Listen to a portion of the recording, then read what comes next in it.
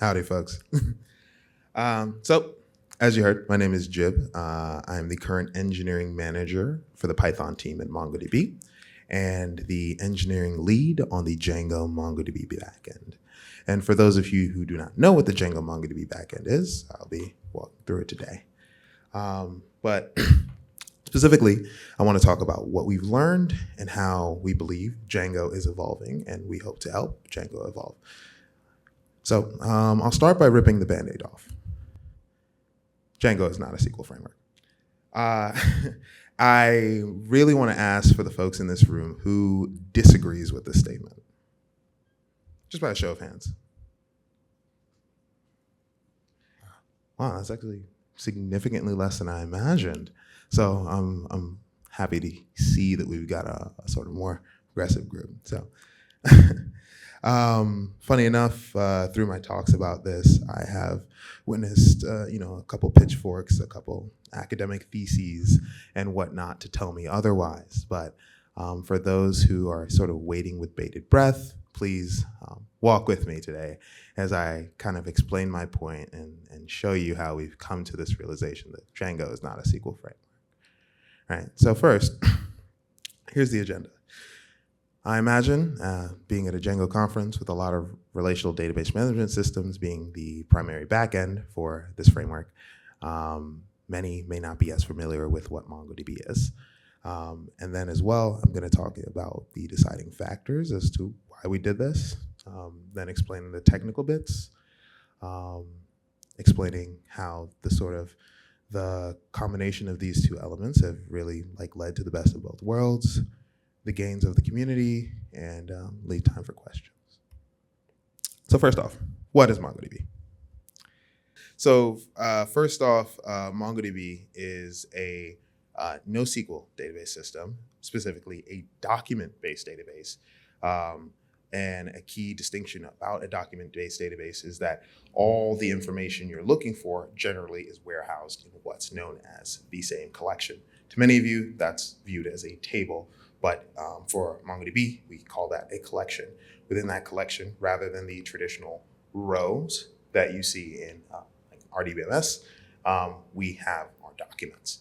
And while I'm saying documents and rows, I think it's best just to give a good visual representation of what that is and what that means. So to the right, we've got the document model. As you can see, we've got these name, email, address, preferences, right? And to the left, we've got the relational model, where we've got the users table, we've got the addresses table. The addresses table has the foreign key to the users table, and then if you want to see all these things in aggregate, you do a good little join, you see your full information. And that's kind of generally how the dance goes, right? In the document model here, we generally try and avoid doing things like that. We're able to store scalar values, such as arrays, with their own subdocuments. So as you can see, we have name, email, addresses. That is an array of several subdocuments. Home, 123rd Main Street, Boston, right? And then similarly, we're able to do this multiple levels, store many subdocuments in many arrays. What this changes is the fundamental way in which we look and query data and how we think about how data should be stored. And when we first tackled this problem, or when we first tried to tackle the problem of integrating MongoDB as a backend to Django, we thought, well, all we need to do is make it work as a database. And that was the fundamental mistake, right? And I think that is the issue that several of these attempts prior have made, like the Django Mongo Engine, Django Non-Rel, Pi Modem, Django. Some of these are iterations of our own. Others are warehoused by different companies or even by Django developers themselves. For a lot of reasons, MongoDB was a little too young to really understand or be able to tackle all the necessities of Django. But for other reasons, we come to believe that it was because MongoDB viewed, or the people trying to provide a solution for MongoDB and Django viewed it as just another database to put in, right? And so as a result of that, maintenance issues developed, technical complexities developed There was a clear lack of support. And then, priorities change over time. It's been, 20 years of Django, a little something over a decade and a half of MongoDB. So perspectives change, right? So the deciding factors for us now as to why we were doing it now was we've noticed that even in these sort of frictional ecosystems, right? Opposite ecosystems, folks were still substantially trying to integrate MongoDB and Django. That means that they believed that there was a world where this should work, right? And if people are willing to do the work, we should be willing to, take them over the bridge, right? And so because Django is still a popular web framework, because developers in the community wanted MongoDB with Django, and because we saw that so many third-party libraries were being built, even though they hadn't quite reached the vision that many of us would want, we figured it was time to really take a true crack at it. And so what that meant was really coming to understand the technicals of both MongoDB and Django, right? And one thing we've learned is that there are a lot of similarities that come when you start understanding what Django is as an abstraction. And so I'd like to play a little game. Spot the difference. All right. So we're going to look at modeling, querying, and the extension of Django. And I want folks to see if they can spot the differences between our MongoDB solution versus the, elephant in the room. All right. So let's start with modeling. All right. For modeling, I wonder what people imagine when they say, oh, what my MongoDB backend model and my elephant in the room model, what will the differences be? What will they look like? And I'll tell you, they kind of look the exact same, right? And why do they look the exact same? It's because fundamentally, what Django is doing is it's representing or defining what a model is, what the configuration of data is, how that is stored at the database level is up to the database in and of itself, right? So where to keep going, this is how it renders at the database level. Remember back in the earlier example of the document model versus the relational model, for us, this is our author document. We've got the ID, which is our primary key. We've got the name, which is author 0. We've got the address ID, which is a foreign key. It's just another ID, right? And then we got the author city. And then similarly, in the elephant in the room version, we've got the primary key, which is auto-incremented big end, the name, Jane Smith, again, a foreign key, and author city, right? So because we know that we can actually store data in much the same way, well, what makes this different, right? Well, for us at MongoDB, this right here is how we would probably prefer to store the data, because it prioritizes quicker reads without having to inherently do a join on the database. And then what that translates to is this, right? And so that's how that's how the database manifests it as a document model. So to say the least, modeling hasn't changed. We've just added our little, what's that extra bit, that little spice, right? Okay. And the same thing goes with migrations. I think a big pitch in the early days was, oh, MongoDB doesn't need to do migrations. It doesn't make much sense. We've come to realize that in building scalable, lasting enterprise systems, having a way to document and remember the changes in that database are essential, right? Even if it's not necessarily doing anything, we've come to recognize from members of the Django community that having and maintaining and understanding a migrations file is essential. And we've even ourselves found functional use. So when you define an index, we will create the index on collection creation. So again, modeling is looking and feeling much the same. Well, what about querying? This is kind of, again, one of those big topics. Like, well, you guys don't use the sort of SQL querying structure. Well, we don't. But to be honest, Django doesn't really do that either, right? So again, I'm going to bring up this model, book model. Name, author, great.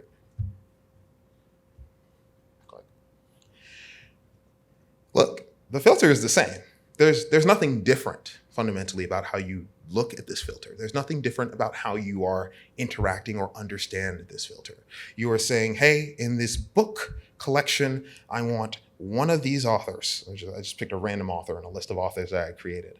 And so that doesn't change from whichever backend you're using, right? What changes, however, is the query that happens underneath. And that's the thing, as the one of the purposes of the Django backend, or the Django framework, is that we shouldn't have to worry about what the underlying query is. It should just work, and it should just be constructive. It should use all the things powered by Django that are valuable. And so on the left, that is a MongoDB query. It's actually pretty easy to understand.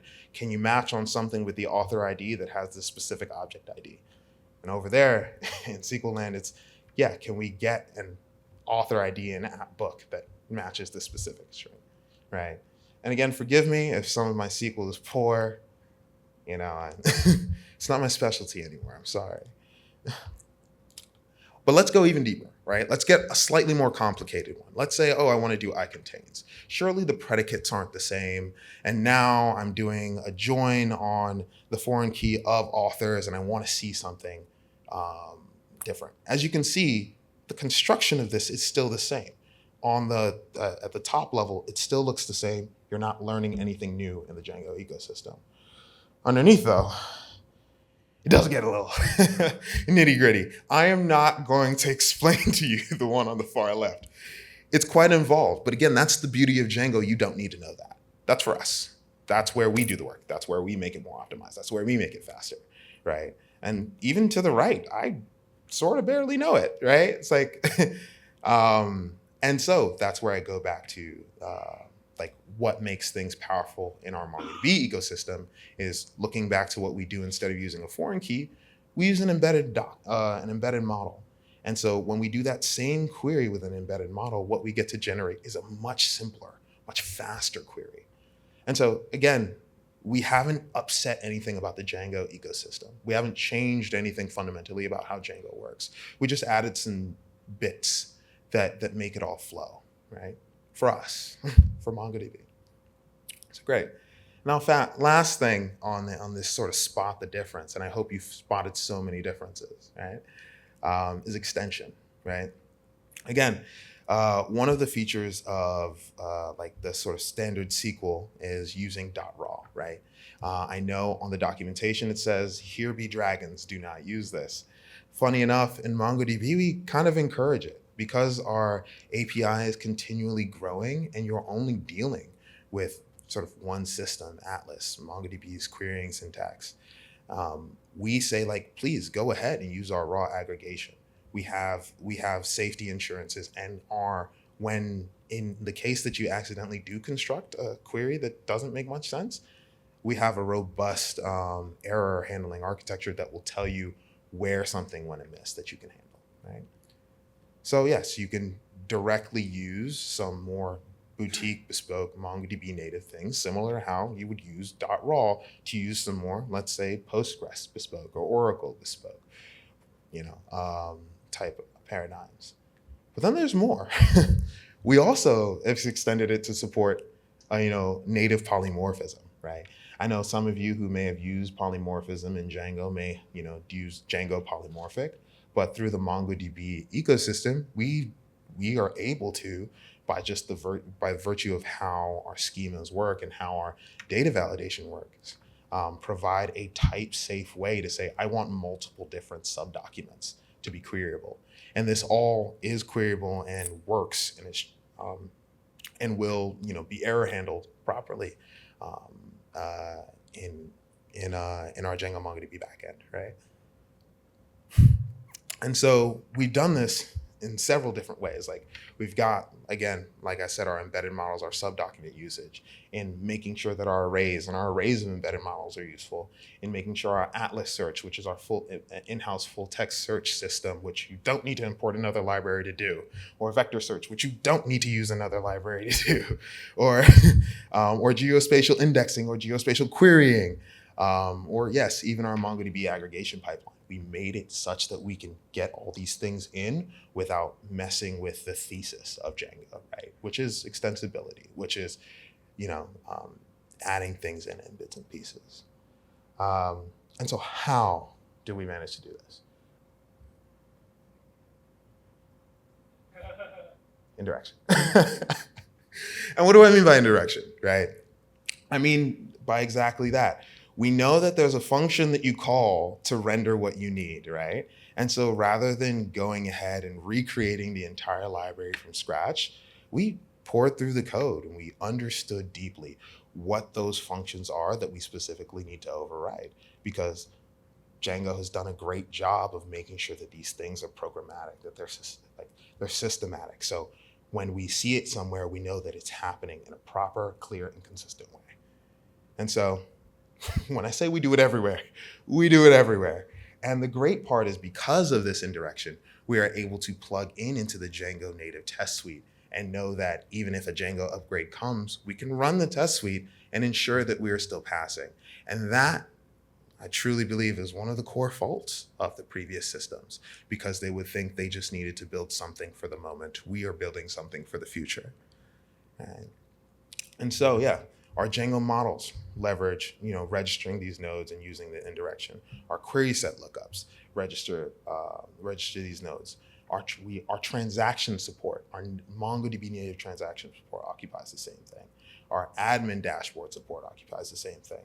So truly name it. We'll tell you we've got some indirection system built on top of it. And the beautiful part about that is if it's a little clunky, if it's a little slow, we're able to continually iterate and improve on it. And so upon reflection, we realized that, one, NoSQL needs migrations too.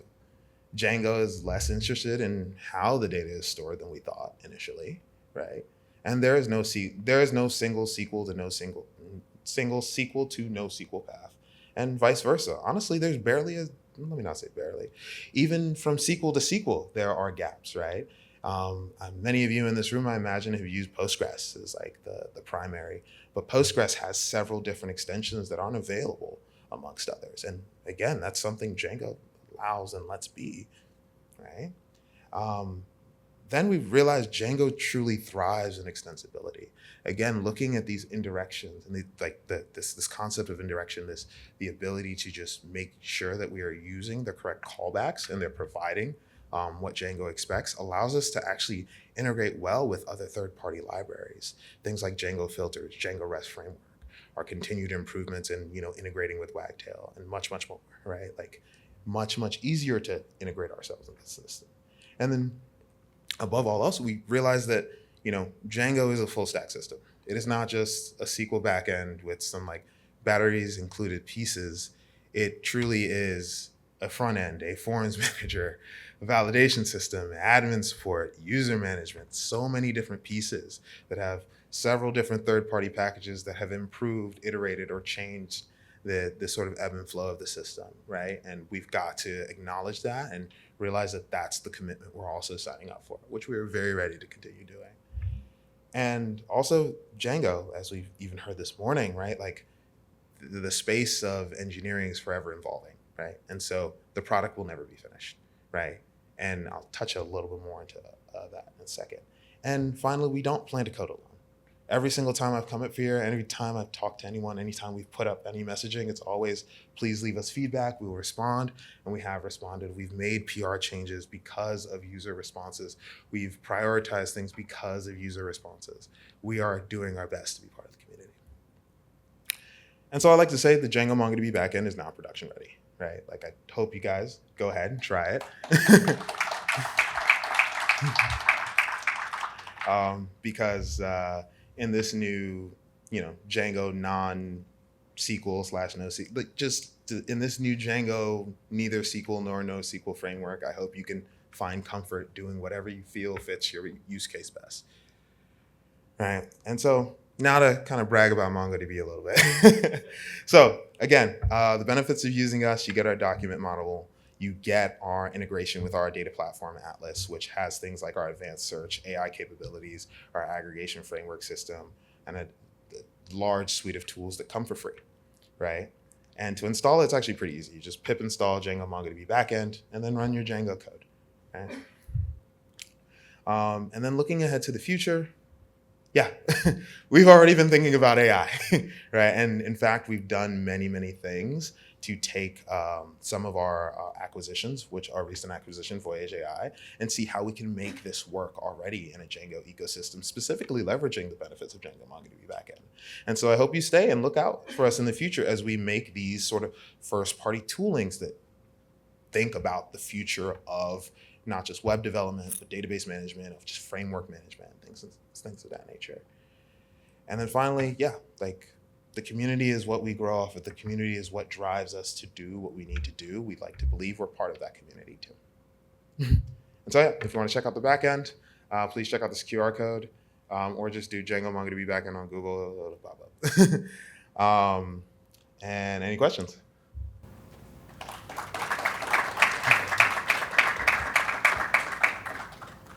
Thank you for your talk.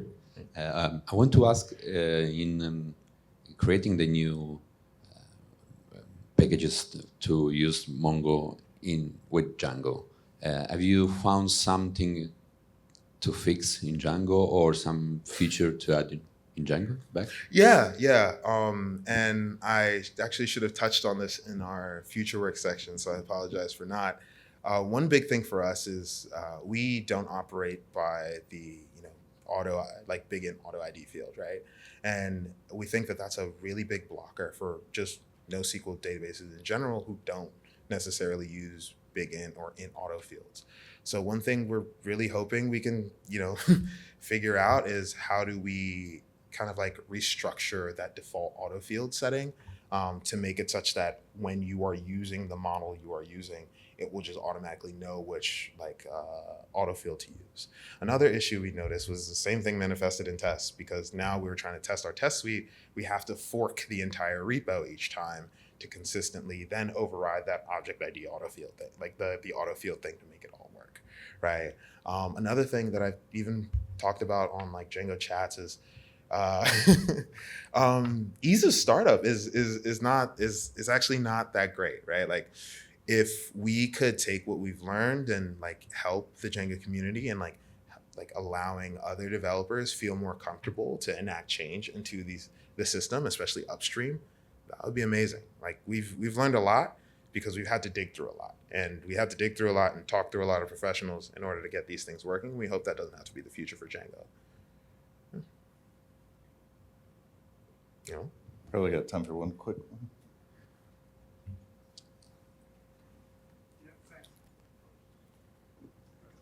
Huh? Okay.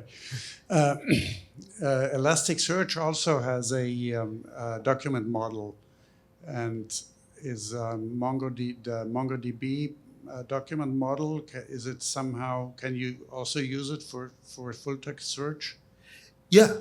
So Atlas Search our service Atlas is basically that built-in full text search system. Underneath, it's using like the Lucene analyzer. And what's even better is that you can do this locally.